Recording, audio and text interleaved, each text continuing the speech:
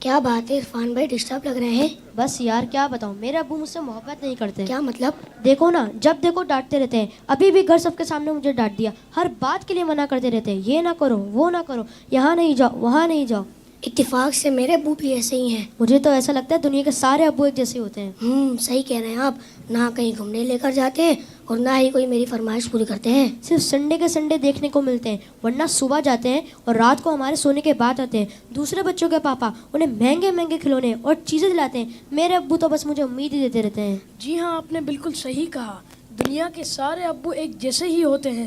وہ خود سے زیادہ اپنے بچوں اور فیملی کا خیال رکھتے ہیں. کیا آپ نے کبھی یہ سوچا کہ کیا ان کا دل نہیں کرتا ہوگا کہ وہ بھی گھر میں رہیں، سکون سے بیٹھ کر آرام کریں؟ پتہ نہیں، شاید چاہتا تو ہوگا. اور جہاں تک بات ہے آپ کی فرمائشوں کی، تو ان کی سیلری ہی اتنی کم ہوتی ہوگی کہ وہ چاہ کر بھی آپ کی فرمائشیں پوری نہ کر پاتے ہوں. ہو سکتا ہے ہماری ضرورتیں پوری کرنے کے بعد ان کے پاس اتنے پیسے ہی نہ بچتے ہوں کہ وہ ہماری فرمائشوں کو بھی پورا کریں. میں نے اس طرح سے کبھی سوچا ہی نہیں. اور جہاں تک آنکھیں دکھانے کی بات ہے تو یہ بھی ان کی مجبوری ہے کہ ان کی ڈیوٹی ہے کہ وہ ہمیں ہمیشہ بری باتوں سے روکیں اور اچھی باتوں کی ترغیب دیں. اچھا فیضان بھائی، یہ بتائیں آپ کی ضرورتوں میں کوئی کمی آئی ہو؟ نہیں تو بالکل بھی نہیں. کبھی ایسا ہوا کہ آپ بیمار ہوئے ہوں اور آپ کے ابو کو آپ کی فکر نہیں ہوئی؟ ہماری بیماری میں سب سے زیادہ پریشان ہونے والے ہمارے ماں باپ ہیں. آپ کے ابو چھوڑ کر کہیں گھومنے چلے گئے ہوں؟ نہیں تو کبھی نہیں.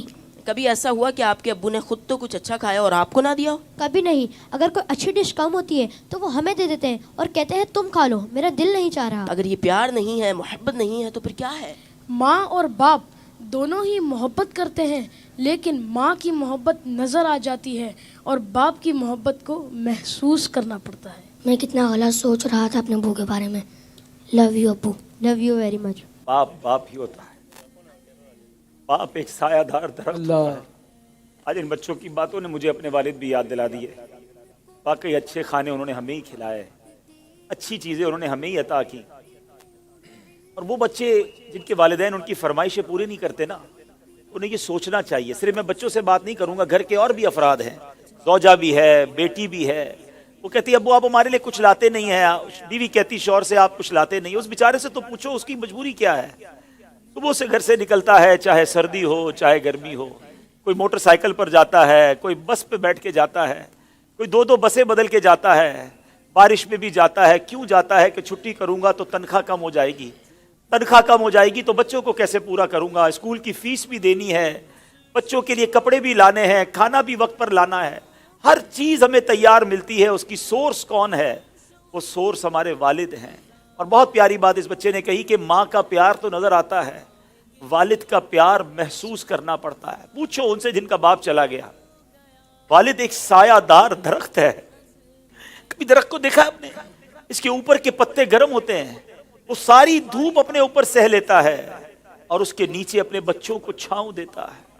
مگر لوگ بعض اوقات اپنے والد کی قدر نہیں کرتے، اپنے والد سے الجھتے ہیں، اپنے والد کو برا بھلا کہتے ہیں. یاد رکھیے میرے آقا فرماتے ہیں، اس کا مضمون یہ ہے کہ والد کی رضا میں اللہ کی رضا ہے اور والد کی ناراضی میں اللہ کی ناراضی ہے. کبھی اپنے باپ کو ناراض مت کرنا. اگر وہ بوڑھے ہو گئے ہیں تو اب تمہاری باری آئی ہے، ان کی خدمت کرو. انہیں یہ احساس دلاؤ کہ اب میری باری ہے آپ کی خدمت کرنے کی. ہم اپنی ماں کو تو کہہ بیٹھتے کہ ماں میں تم سے بہت پیار کرتا ہوں. میں ساری دنیا کے بچوں سے پوچھتا ہوں کہ کب اپنے باپ کو کہا تھا کہ ابو آئی لو یو، والد صاحب میں آپ سے بہت پیار کرتا ہوں. آپ دنیا میں آج میں جو کچھ ہوں ابا جان میں آپ کی وجہ سے ہوں. یہاں تک پہنچایا مجھے آپ نے ہے. ارے جس نے انگلی پکڑ کر چلانا سکھایا، جس نے ہر مشکل میں کہا گھبرانا نہیں، میں تمہارے ساتھ ہوں.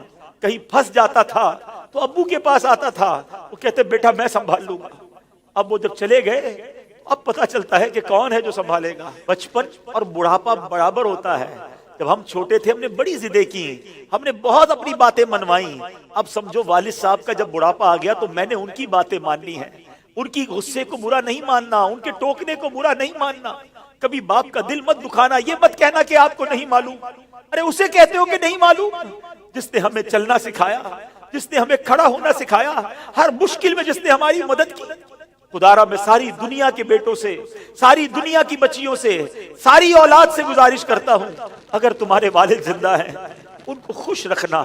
اور بوڑھے ہو گئے تو اب احساس دلاؤ ان کو کہ ابو جان آپ نے بڑا کام کیا ہمارے لیے، بڑی محنت کی، اب ہماری باری ہے آپ کی خدمت کرنے کی، اب ہم آپ کو سکھ پہنچائیں گے، اب آپ کسی ٹینشن میں نہ رہے، میرے پاس جو کچھ ہے ابو جان یہ سب آپ کا ہے، آپ کی وجہ سے ہے۔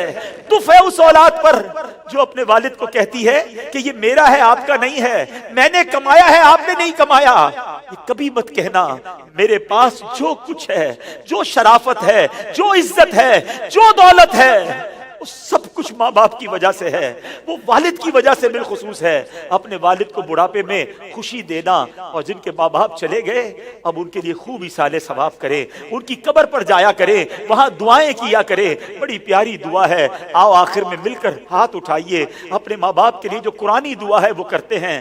اللہم ارحمہما کما ربیانی صغیرا، اے اللہ ہمارے ماں باپ پر رحم فرما جیسا انہوں نے بچپن میں ہم پر رحم فرمایا۔ جن کے ماں باپ زندہ ہے مولا ان کو حیاتی عطا فرما، صحت عطا فرما، نیکیوں والی طویل زندگی عطا فرما، اور جن کے ماں باپ چلے گئے اے اللہ ان کی قبروں کو جنت کا باغ بنا دے، ان کی بے حساب مغفرت فرما۔ تیرے دربار میں ہم دعا کرتے ہیں، انہوں نے ہم پر بڑی مہربانیاں کی ہیں، تو ہمارے ماں باپ پر مہربانی فرما، آمین بجاہ النبی الامین صلی اللہ تعالی علیہ وسلم۔ میں ان بچوں کا شکریہ ادا کرتا ہوں، امید ہے کہ آج آپ کے اس سیگمنٹ کی وجہ سے کئی بیٹے اپنے ماں باپ بالخصوص والد کے قریب ہو جائیں گے۔ اگر کسی نے باپ کا دل دکھایا ہے آج ہی جا کے معافی مانگ لو، ان کے پیر پکڑ لو، کیونکہ والد راضی تو رب راضی، والد ناراض تو رب ناراض۔ جنت میں مصطفیٰ کے صحابہ جہاں رہے، یا رب میری دعا